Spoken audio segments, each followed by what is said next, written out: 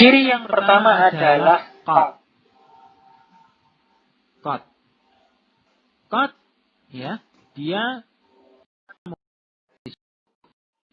bisa mempunyai arti kadang-kadang atau bisa pula mempunyai arti hampir. Namun untuk kapan penggunaannya, insya Allah kita akan bahas pada pertemuan yang akan datang.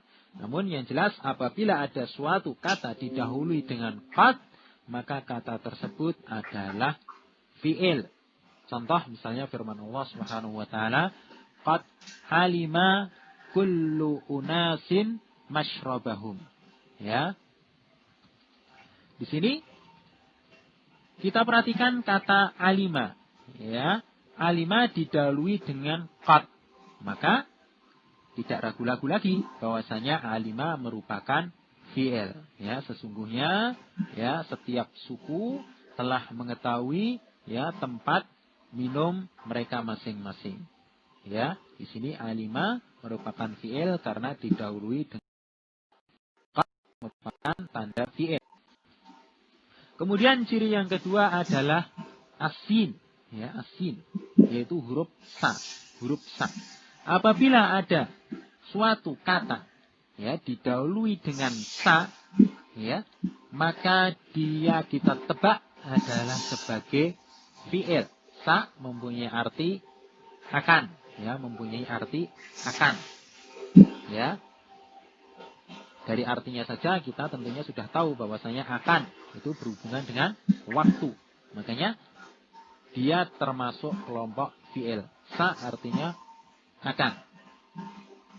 Misalnya firman Allah Subhanahu wa taala, ya, saya ja'alullahu ba'da usri yusran. Ya, Allah menyatakan, ya, Allah akan menjadikan setelah ya kesukaran itu kemudahan.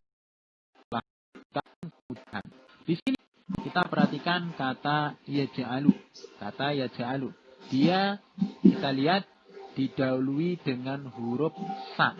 Didahului dengan huruf sa. Maka yaj'alu ya merupakan fi'il. Baik, itu ciri yang kedua. Sekarang ciri yang ketiga adalah saufa.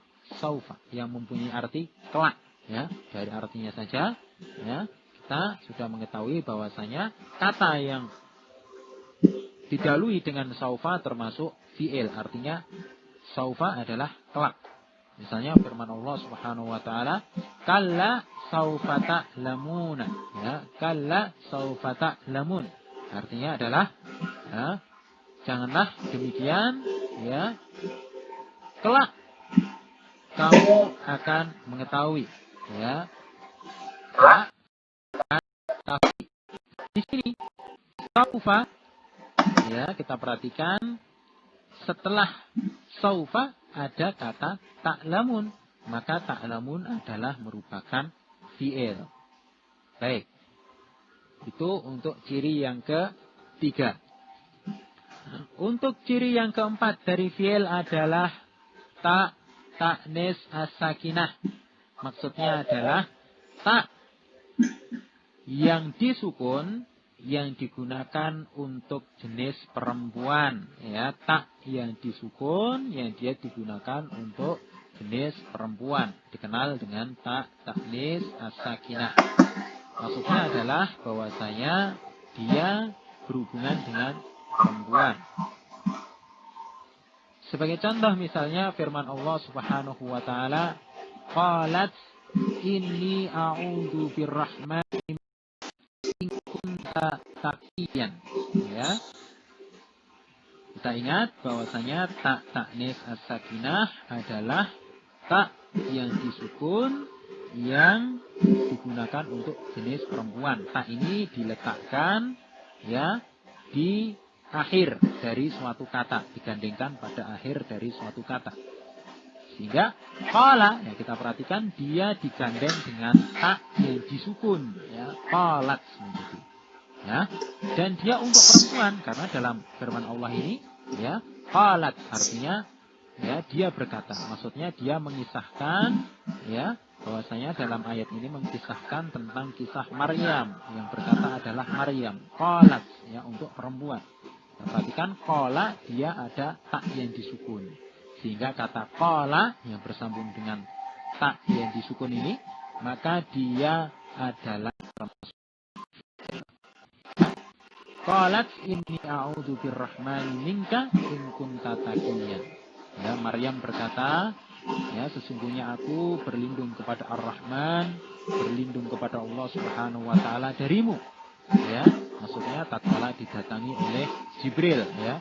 In kunta taqiyan. Jika kamu adalah termasuk orang yang bertakwa.